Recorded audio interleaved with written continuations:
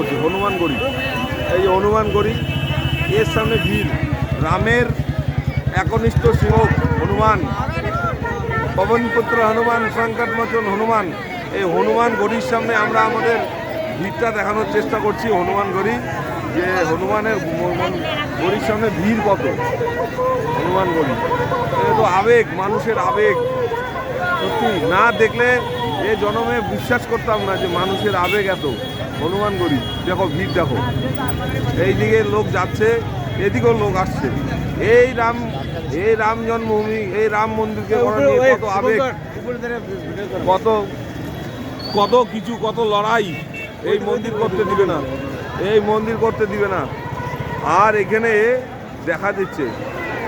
ধন্যবাদ উত্তরপ্রদেশের মুখ্যমন্ত্রী যোগীকে এবং অবশ্যই ভারতবর্ষের প্রধানমন্ত্রী নরেন্দ্র মোদীকে। তারা আমাদের দেশের জন্য বলা যায় নতুন রাষ্ট্র নির্মাণ, না হিন্দু ধর্মের তারা নতুনভাবে জাগরণ করেছে। হিন্দু ধর্মের মানুষের আবেগ। হনুমানগড়ি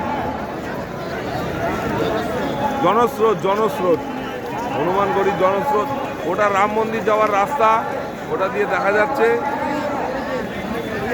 সত্যি যোগী আর মোদি ওরা কোনো মানে এমনি মানুষ হতে পারে না। জয় শ্রীরাম। হনুমানগড়ি মন্দিরে যাওয়ার রাস্তা কোটি কোটি মানুষ